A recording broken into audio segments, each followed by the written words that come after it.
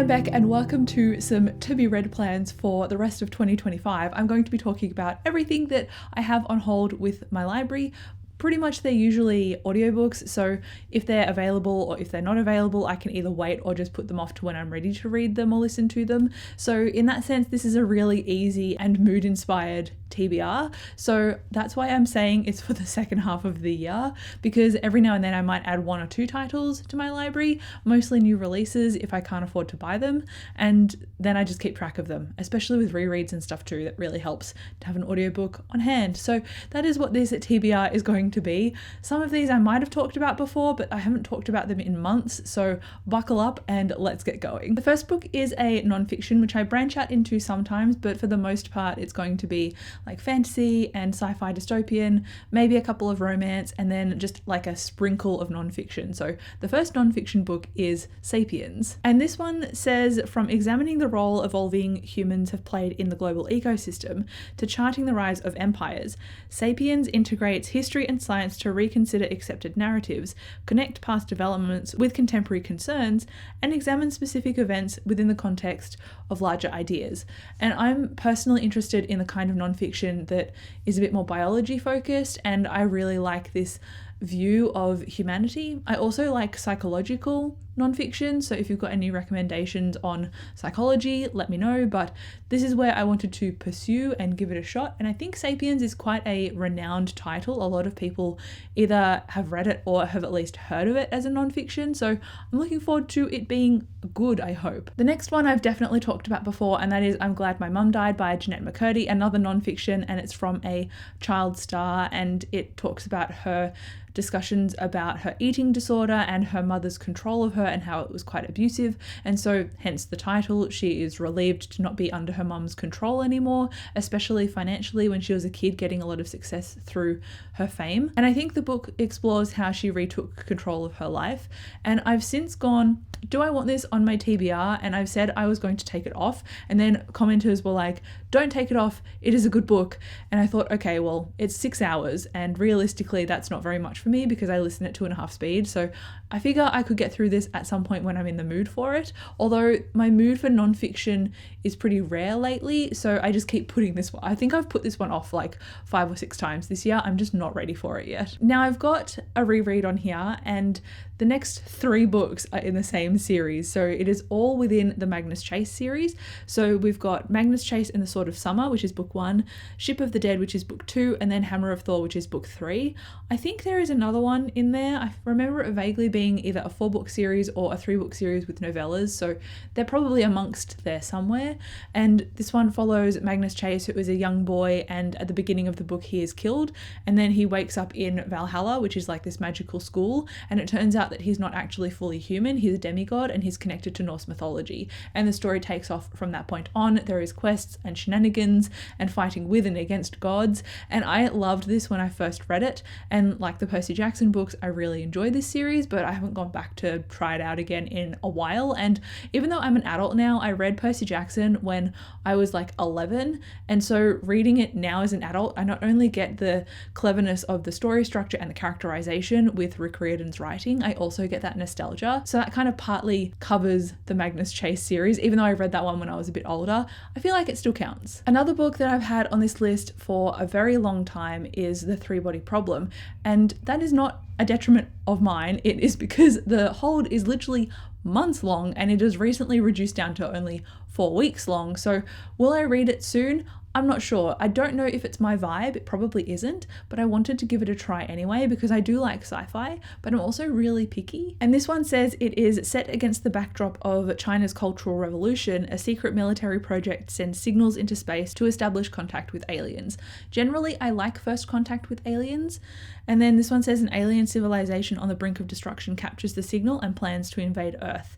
Meanwhile, on Earth, different camps start forming, planning to either welcome the superior beings and help them take over the world seen as corrupt, or fight against the invasion. So I'm looking forward to seeing how I go, but I also know that this is a very complex sci-fi in terms of the science element, and I like accessing my sci-fi more so through characters, and I've heard the character work in this isn't as strong. We'll see what happens. This is why all these books are on my library list instead of on my physical TBR, because I'm on the fence about them. So this way I can try them and there is no financial stake in me going, oh, I don't like this, and I've spent like $30 on a paperback.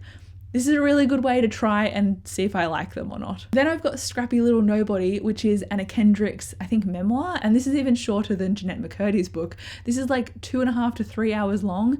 And that's on normal speed, not even my sped up speed.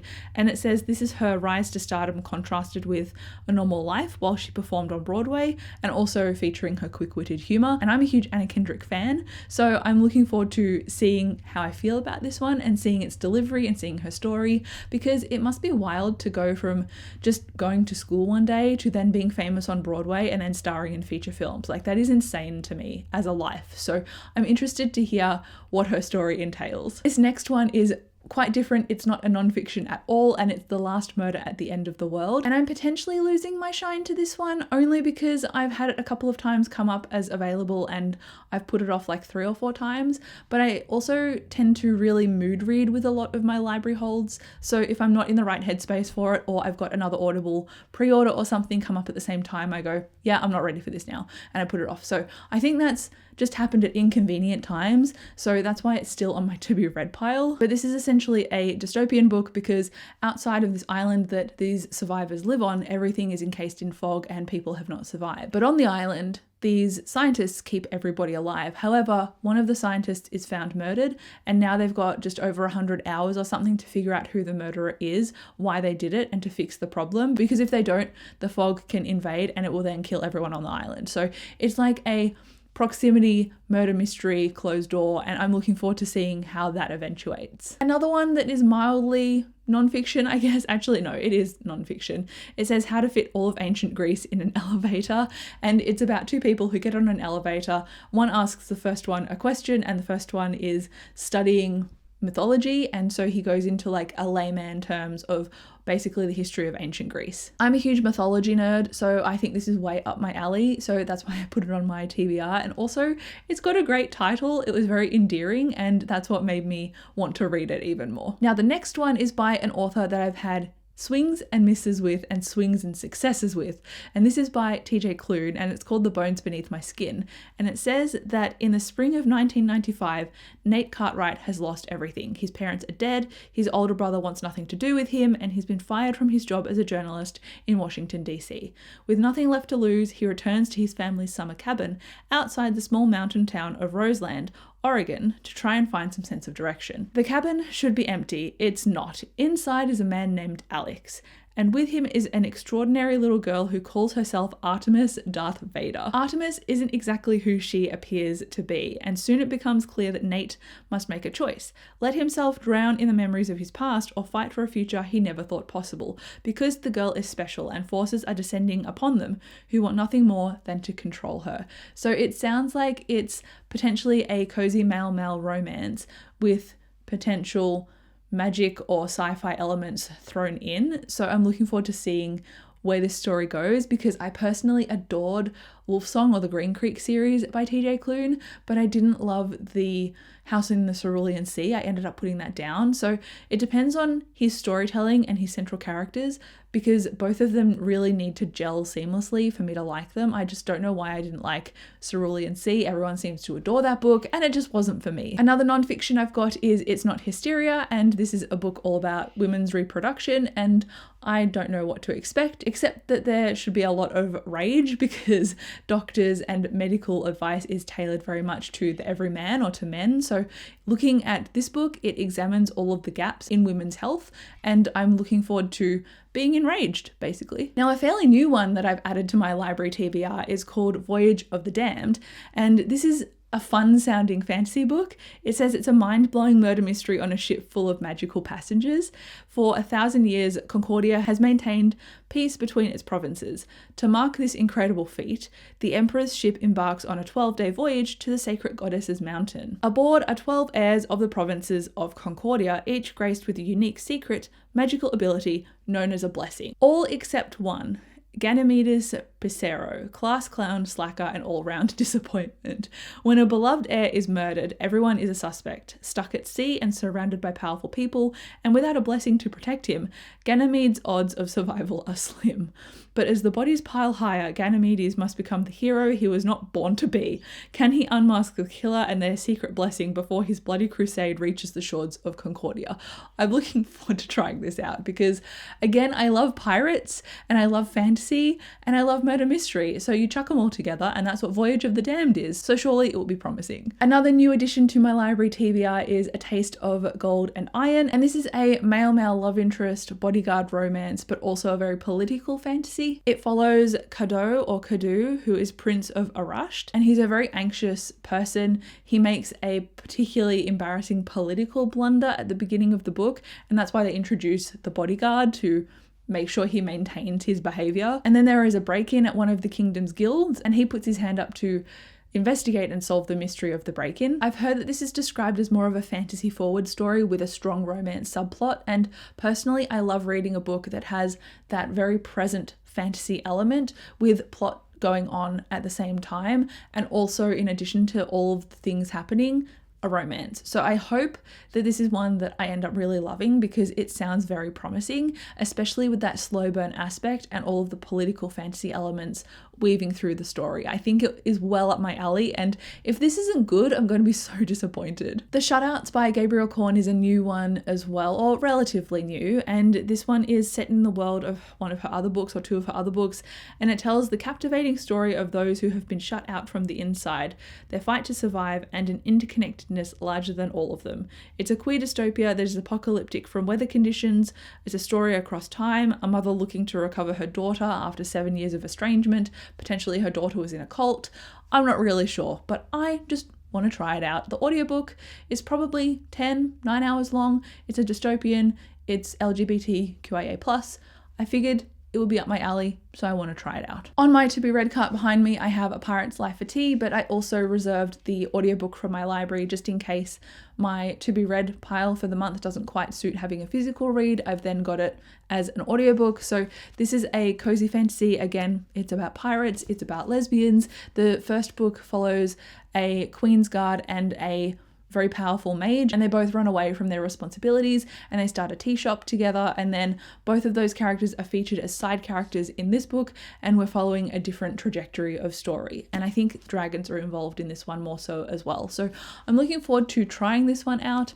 I liked the first one enough to continue, but it wasn't like a favorite book or anything, so that makes me a little bit apprehensive about this, but I hope I like it too. Then I've got an interesting one that I keep forgetting what it's about, and whenever I find out what it's about again, I'm always like, can I read this now though, instead of having to wait? And it's called Wake Up and Open Your Eyes by Clay McLeod Chapman. And it's another dystopian book, but it says it's a relentless and emotionally charged social horror novel about a family on the run from a demonic possession epidemic that spreads through media. So it's definitely a commentary on media and consumerism and how we're absorbing social media in a constant state of existence. And it says the plague in this book is spread by technology, so the more exposure you have to it, the more likely you are to turn into a zombie. The synopsis says families across the country are tearing each other apart, literally, as people succumb to a form of possession that gets worse the more time they spend watching particular channels, using certain apps, or visiting certain websites. In Noah's Richmond-based family, only he and his young nephew Marcus are unaffected. Together they must race back to the safe haven of Brooklyn, but can they make it before they fall prey to the violent hordes? I'm interested. And I love apocalyptic fiction, but sometimes it just doesn't get the balance right, and the way that this is pitched, I really hope that it gets the balance right because it sounds epic. Then I've got 3 more books and I haven't got any notes written for any of them, so that is great preparation for me. One of them is Book Lovers by Emily Henry, and like her other books, I know that this is a romance. I don't know what the 2 leads do for work and I don't know how they meet. So I'm hoping that I like this one more than her others, and I tried Great Big Beautiful Life recently and I talked about it in a recent currently reading video, and I just didn't love it as much as I was hoping for. And so Book Lovers is my last foray into Emily Emily Henry. I've read like 3 or 4 books by her already, and I've got a really mixed view on her work. So I'm hoping that I like Book Lovers. I haven't gone out and bought the paperback because I'm worried that I won't love this as much as I'm hoping I will. So Book Lovers will remain on my Libby holds, even though it's probably going to take months for it to become available because Emily Henry is such a buzzword romance author. Another one that I don't really know much about is Heavenly Bodies, and I think this is a fantasy book. I don't know if it's romantasy, which I consider not very reliable because it's a marketing term, so I don't really read much into the romantasy category in general. I hope it's a fantasy-led story, but we'll see what happens. I think it includes like celestial stuff, but apart from that, I don't have any idea. So I'm just going to leave that as I hope I like it, and then carry on to talking about the last book on this to be read list, and that is Blood Over Brighthaven by M.L. Wang. Now, this one is a bit controversial for me because I started The Sword of Kaigen, finished it, loved the first half, hated the second half, gave it 2 stars. So I am really conflicted about whether I will like this particular book, and what might put me off is that the main character is an unlikable character, deliberately written that way. But I do know that it's about the only woman who wants to become a sorcerer because every 10 years or so, this society, who is run by men and only will let male sorcerers in, let in one woman, and that's this applicant. So we're following her, and I think it's also a commentary on people of color and also authority, and I'm looking forward to seeing how all of these themes are juggled, because to be fair, in Sword of Kaigen, I loved the first half and how everything was handled. I just didn't like the concluding factors of the Sword of Kaigen. So I'm hoping that Blood Over Brighthaven, because it's a vastly different story, it encapsulates everything that I loved about Sword of Kaigen without ending the way that I hate. So that is why it is on my library TBR, because I have trust issues, but I do want to try it. And I know that a lot of people have loved it, but a lot of people also love Sword of Kaigen, and I'm like, I don't trust that though. So that is the end of my library TBR. Let me know if you've got any of these on hold as well, or if you've read any of them and what your rating was. Please, no spoilers. I would be interested to know. But thank you so much for watching this video. Like, comment, subscribe if you enjoyed. I'll talk to you down below in the comments, and I'll see you in my next video. Bye.